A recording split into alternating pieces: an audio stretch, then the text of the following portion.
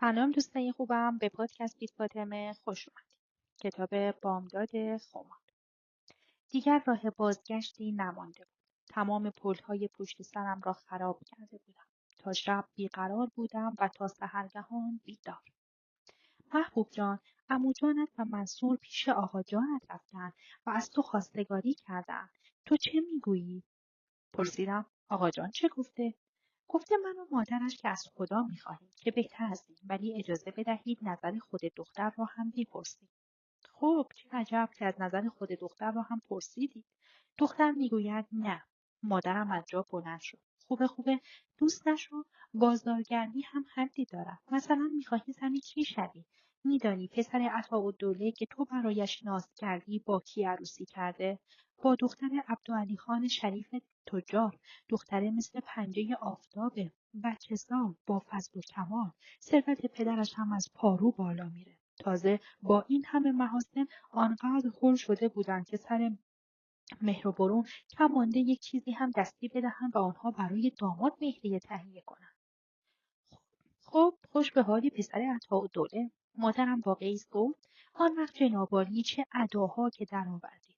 بچه دارد، مادرش از عروس مرحومش زیاد حرف میزند. من باید پسره رو ببینم. بعد هم که یارو رو کشید خانه نصحت و خوب سبکش کردی. گفتیم نه. این هم شد کار. من که نمیفهمم این اداها یعنی چه. و بعد مادرم انگار نه انگار که من جواب رد دادم، مثل اینکه رویای شیرینی را با خودش مزه می کند گفت کاش میشد کاری کنیم که عروسی تو و خجسته یک شب باشد. به اعتراض گفتم خانم جان، آره اینطوری بهتر است. خرید عروسی را برای هر دویتان با هم میکنیم. هر دو یک جور. برای جهاز از هر چیز 2 تا.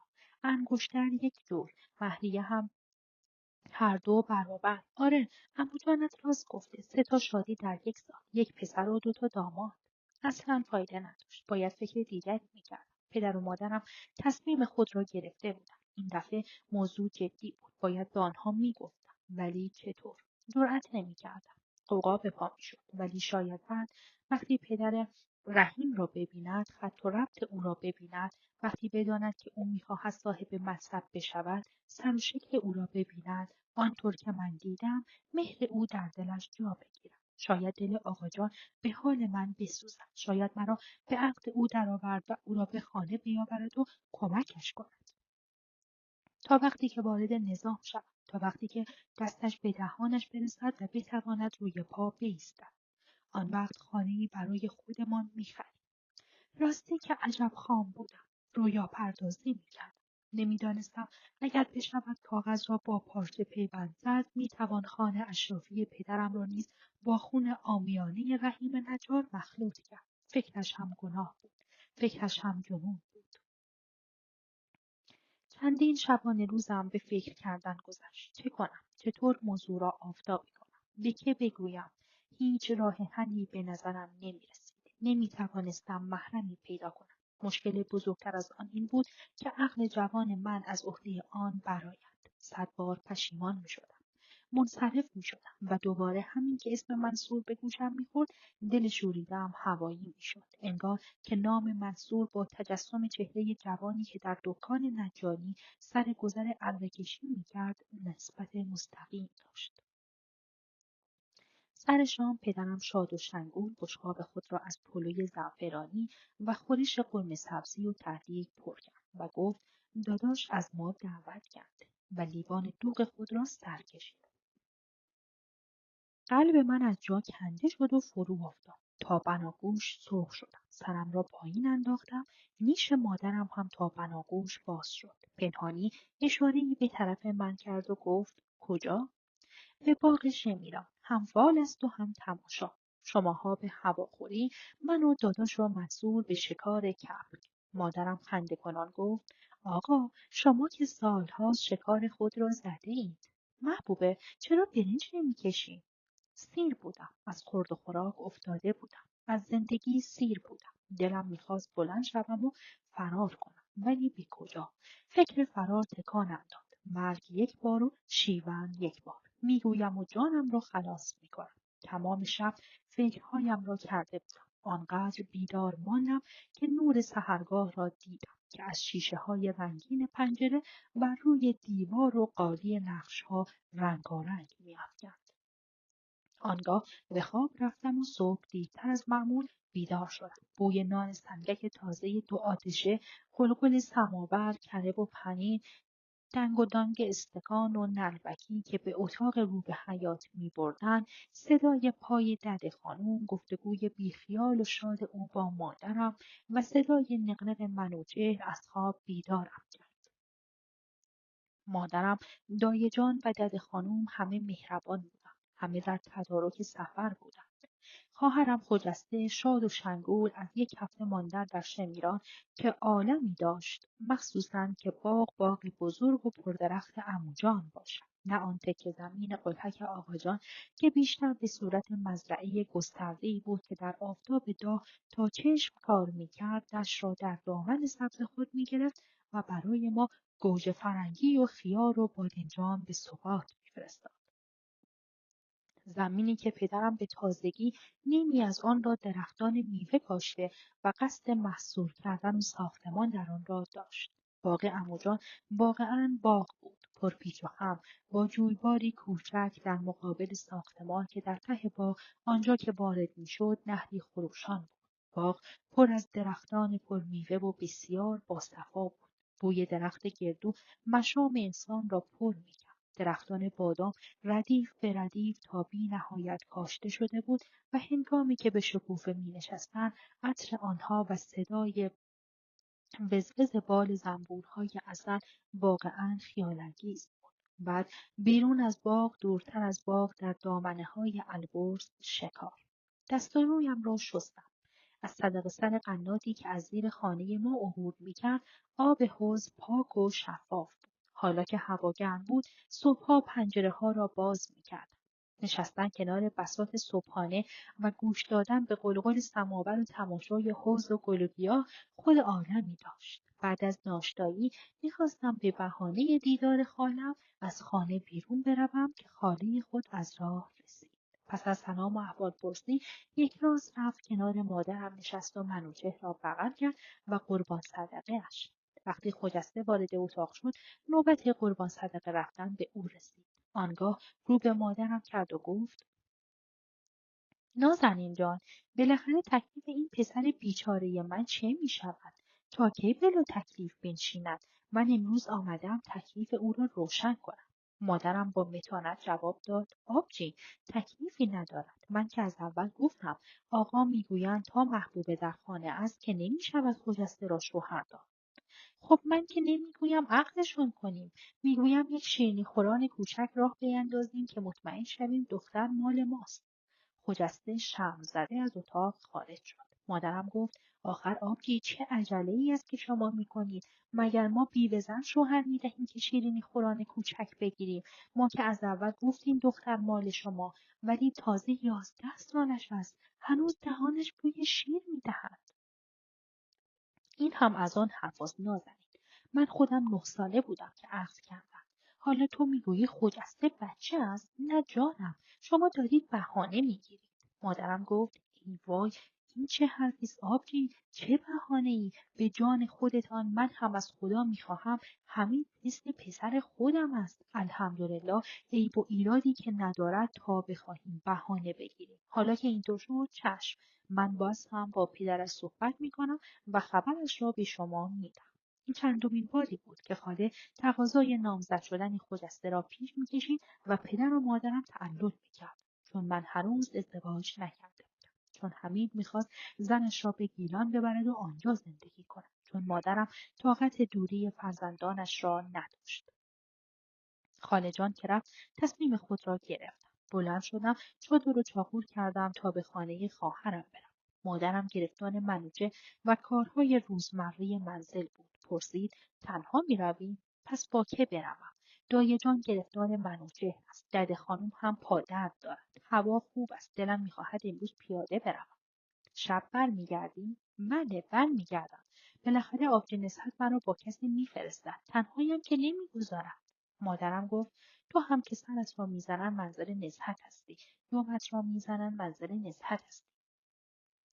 به یک چشم بر هم زدن سر کوچه سوم رسیده بودم. حالا که تصمیم خود را گرفته بودم دیگر ترس از آبرو نداشتم. ولی آن روز استادش که پیرمرد زهوار در رفته‌ای بود در دکان بود و داشت با رحیم صحبت میکرد. رحیم از مکسی که من بر در دکان کردم مرا شناخت و حواسش پرت و پریشان شد. آهسته راه افتادم. صدای او را شنیدم که مؤدبانه میخواست استاد نجار را دست به سر کند. چشم، حالا شما تشریف ببرید، من تا فردا پس فردا حاضر میکنم. خودم میبرم در منزلشان. ظاهرا پیرمرد سمج بود و نمیرفت. صدایش آهسته بود و من نمیشنیدم. دوباره رحیم گفت بله حاجی، شما فرمودید. چشم، شما تشریف ببرید تا من زودتر به کارم برسم. فردا عصر قبل از اذان مغرب خودم میبرم در منزلشان. راه افتادم و بلا تکلیف از کنار سقاخانه گذشتم. خیلی آهسته قدم برمی‌داشتم. دیگر رویم نمی‌شد که شمع روشن کنم، که از خدا کمک بخواهم، که دعا کنم پدر و مادرم قبول کنند کار ما زودتر به سرانجام برسد. دل می‌کردم. پیرمرد مافنگی هنوز در دکان بود. جلوتر رفتم. از دکان عطاری مقداری گل گاوزبان خریدم. آنگاه خود را به تماشای پارچه‌های بزازی که کنار عطاری بود مشغول کردم. عاقبت از زیر چشم دیدم که پیرمرد فسفس کنان از دکان نجاری بیرون آمد. با خیال آسوده شاپقش را تکان داد و با طمأنینه آن را به پر و بالش زد. دستی به پاشنه‌های گیرش کشید و لک‌لک کنان به راه افتاد. به سوی دکان رفت. آخر رفت با همان لبخند شیطنت‌آمیز در حالی که دستها را به سینه زده و به میز وسط دکان تکیه داده بود گفت سلام. سلام. بدون کلامی حرف به ته مغازه رفت و در آنجا از روی یک تاقچه کوچک که در دل دیوار کاهگلی کنده شده بود از کنار یک چراغ بادی دود زده چیزی برداشت و به سوی من آمد. این مال شماست. چی هست؟ دست دراز کردم. یک دست موی قیچی شده که با نخ بسته شده بود در دستهایم قرار گرفت. پیچه را بالا زدم و به رویش خندیدم. او هم خندید و باز آن دندانهای سفید و خوش ترکیب را به نمایش گذاشت. برگ سبزی است، تحفه درویش. مسحور به اون نگاه کردم. میخواستم حرف بزنم. پا به پا میشدم ولی نمیدانستم چه باید بگویم. انگار فهمید بی مقدمه گفت میخواهم بیایم خواستگاری. دلم فرو ریخت. نمیشود. چرا؟ میخواهم مرا به پسرعمویم بدهند. لبخند از لبش محو شد. آه. ساکت ماند. سر به زیر انداخته بود. گویی قهر کرده بود. رنجیده بود. موهایش روی پیشانی ولو بود. با تک پا تراشه‌های چوبه را به هم میزد. سر بلند کرد و به دیوار روبرویش خیره شد. من فقط نیمرخ او را دیدم که در نظرم بسیار زیبا بود. با آن گردن کشیده رگ گردنش میزد. با لحنی پرخاشگر پرسید تو هم میخواهی؟ نه. سکوتی برقرار شد. هر دو غرق فکر به زمین نگاه کردیم. عاقبت گفتم دارم میروم خانه خواهرم که به او بگویم پسرعمویم را نمیخواهم. خب حتما میپرسد پس که را میخواهی؟ میگویم نجار محله‌مان را. با صدای بلند خندید و چه خنده شیرین. به من نگاه کرد. از نگاهش فرار نکردم. گرچه از خجالت صورتم داغ شده بود پرسید راست میگویی؟ آره. پس بگذار بیایم خواستگاری. نه، صبر کن. الان وقتش نیست. صبر کن. اول خواهرم باید به پدر و مادرم بگوید. بعدا خودم خبرت میکنم. با تعجب دوباره پرسید راستی حاضری زن من بشوی؟ زن من یک لاقبا. به خودش نگاه کرد و بعد به من. انگار میخواست بر یک لاقبا بودن خود تاکید کند. حرکاتش همه خواستنی بود. دست راستش را به میز تکیه داده بود. نگاهم به ماهیچه‌های کشیده و عضلات سخت آن بود. گفتم آره. چشمانش میخندید. سرش را به علامت تأثیر و تأسف تکان داد. زلفها بر پیشانیش پیچ و تاب میخوردند. پرسید حیف تو نیست؟ پرسیدم مگر تو چه عیبی داری؟ عیبم این است که با دست خالی عاشق شدم. خندیدم و گفت لطفش به همین است و به طرف خانه خواهرم به راه افتادم. در راه 10 بار دسته مو را نگاه کردم. خوش رنگ، خوش حالت، همانی بود که بر چهره‌اش می‌لغزید. باز عمه‌جان پاکتی را از صندوقچه چوبی بیرون کشید و به دست سودا بداد. پاکتی محتوای یک دسته مو بود که بر روی کاغذ سفیدی چسبیده شده بود. در چشم سودابه چیزی غیر معمول و استثنایی نبود. تارهای موی ضخیم و زبر و با پیچ و تاب ملایمی روی کاغذ فشرده شده بود و گذر ایام آنها را فرسوده کرده. در بعضی قسمتها موها شکسته و در حال جدا شدن از یکدیگر بودند. عمه‌جان به موها نگاه می‌کرد. انگار به گذشته برگشته بود. انگار همین الان این بسته را گرفته بود. سودابه نیز مانند عمه‌جان و به خاطر عمه‌جان منقلب بود. عمه‌جان ادامه داد: به خواهرم گفتم آمده‌ام ناهار پیش شما بمانم. خواهرم گرچه کمی از رفتار من متعجب شده بود، ولی اظهار خوشحالی کرد. احوال همه را می‌پرسید و من با پسر او بازی می‌کردم، ولی حواسم جای دیگری بود. گاه جواب‌های بی‌معنی می‌دادم. مثلا اگر او می‌پرسید منوچهر چطور است، می‌گفتم پیش دایه جان است. بچه خواهرم در بغلم به گریه افتاد و من بدون آنکه جدا به فکر ساکت کردن او باشم، آرام آرام بر پشتش می‌زدم و به قالی جلوی پایم خیره شده بودم. از آنجا که خواهرم شیر نداشت، بنابراین دایه جوانی فرزند او را شیر میداد. پسرش 1.5 سال بود و هنوز شیر میخورد. خواهرم با تعجب کودک را از بغل من گرفت و به دست دایه سر داد تا ببرد و او را شیر بدم. بعد آمد کنارم نشست و پرسید: خب تازه چه خبر؟ قرار است 1 هفته به باغ شمیران عموجان برویم. خواهرم پرسید: باز آقاجان هوس شکار کبک کرده؟ نه، این دفعه میخواهد حرف من و منصور را بزند. گل از گل خواهرم شکفت. این ناقلا، دیدم حواست پرت است. پس این گیجی و حواس پرتی چندان هم بی‌هوود نبوده. به به، پس مبارک باشد. نزدیکتر به من نشست و هیجان زده گفت: بگو، تعریف کن. منصور از تو خواستگاری کرده؟ چی گفته؟ منصور جوان نازنینی هستا. از جا بلند شدم و کنار پنجره رفتم و به آن تکیه دادم. خدا برای مادرش نگهش دارد. افتخارالملک را ول کن. منصور اصلا مثل اون نیست. هیچ به اون نرفته. انگار نه این که پسر آن مادر است. نترس، حاجمو از عهده او بر میآید. حالا بگو ببینم مسعود چه گفته؟ افتخارالملک زن من زنی بددهان، حسود و دو به هم زن بود، ولی خوشبختانه هیچ یک از فرزندانش این خصوصیات را از او به ارث نبرده بودند. زیرا اخلاق ملایم عموجان و تربیت صحیح و روحیه عارفانه او به علاوه مدیریت و احاطه کاملی که بر تربیت فرزندان خود داشت، تأثیر خود را بر آنها نهاده بود و از بین فرزندان او منصور از همه ملایمتر، سلیم النفس‌تر و در عین حال جدی‌تر بود و در فامیل نزد همه از احترام و محبت بیشتری برخوردار. به خصوص پدرم که تا چندی پیش خود فرزندی پسری نداشت، او را مثل پسر خود دوست داشت و مسئول نیز برای پدرم علاقه و احترامی خاص قائل بود. گفتم: من آنها را ول کردم. آنها دست از سر من بر نمی‌دارند. عموجان گفت مسئول میگوید من از وقتی 10 ساله بودم، از همان موقع که محبوبه شیر میخورد و من با او بازی میکردم، در همان عالم بچگی دلم میخواست وقتی بزرگ شد زن من بشوم. حالا هم که بزرگ و عقل رست شده. خواهرم به صدای بلند خندید. تو چه محبوبه؟ تو از کی چشمت دنبال او بوده؟ با رنجش و دلسردی گفتم: من که کاری ای نیستم. خودشان برایم میبرن، خودشان برایم میدوزن. او از پسر عطاالدوله، این هم از آقا منصور. من هیچ وقت چشمم دنبال منصور نبوده. با تعجب و شیطنت یک ابرویش را بالا برد و لبخند زنان پرسید: پس چشمت دنبال کی بوده؟ پس از این شوخی مشغول پاک زدن به قلیان شد که کلفتش در آن لحظه برایش آورده بود. به دست چاق گوشتالودش که سر نقره نیره قلیان را محکم گرفته بود خیره شد. چه بیخیال روی مخده نشسته و قلیان میکشد. صبر کردم تا کلفت از در خارج شد. از پله‌های حیاط پایین رفت و در مطبخ سمت چپ حیاط اندرونی از نظر ناپدید گردید.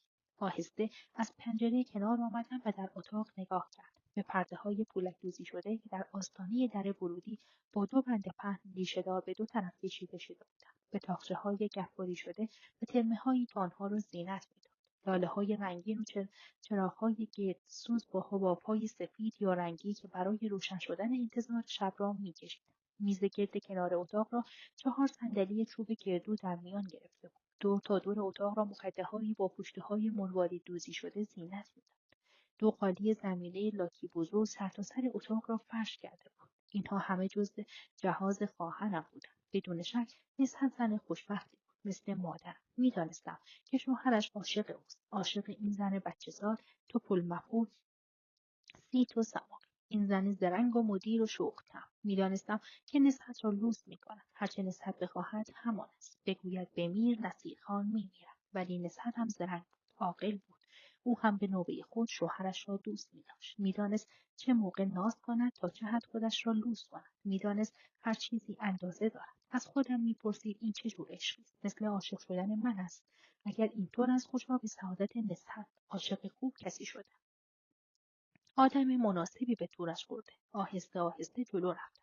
یکی از لباسهایی را که خیاط عمه‌ام دوخته بود به تن داشتم. یادم میآید که تافتهای صورتی بود. جوراب سفید به پا کرده بودم، از همانها که از روسیه میآمد و خانم جانم برای من خجسته میخرید. حلقه‌ای از زلفم را به زور لعاب پذیرا روی پیشانی چسبانده بودم. عین دم کجدم. خواهرم به من نگاه میکرد و از نگاهش نسیم میبارید، ولی من اندوهگین‌تر از آن بودم که لبخند بزنم. میرفتم تا نیش بزنم. کنار خواهرم چهارزانو نشستم. با گوشه کمربند لباسم بازی میکردم. یک کمربند پهن از همان پارچه تافته ولی به رنگ سفید. خواهرم با لبخندی مهربان پرسید: محبوب جان، چرا شربتت را نمیخوری؟ نمیخواهم آبجی. چرا؟ چه عروس کمخرجی؟ تو را به خدا به من نگو آبجی، من خوشم نمیآید. خواهرم خنده کنان پرسید: چرا نگم؟ خجالت میکشی؟ گفتم: بیخود پسر عطاالدوله را رد نمیکنی ها. نگو زیر سرت بلند بوده، حواست جای دیگه بوده.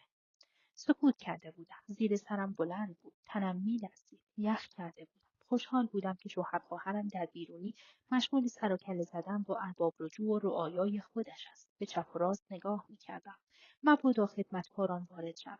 دست بردم و لیوان شربت را از کنار دست خواهرم که به مخدر تکیه داده بود برداشتم. دهانم خشک شده بود. کمی از شربت مزه مزه کردم. فایده نداشت. آمدم لیوان را زمین بگذارم، افتاد و شربتها ریخت. خواهرم گفت: وای وای، همه زندگی نوچ شد. زینت، زینت. کلفتش را صدا میکرد تا شربتها را از روی زمین پاک کند. با عجله دست روی زانویش گذاشتم. تو را به اولفضل کسی را صدا نکن آبجی، خودم تمیزش میکنم. دور و برم به دنبال کهنه پارچه‌ای میگشتم. عاقبت خواهرم که با دهان باز مرا نگاه میکرد و شربت ریخته بر قالی را از یاد برده بود گفت: چرا اینجور شده ای محبوبه؟ انگار راه به حال خودت نمیبری. حواست پرت شده. از چیزی واهمه داری؟ نفسم بند آمده بود. حرف توی گلویم کیر کرده بود و خفه‌ام میکرد.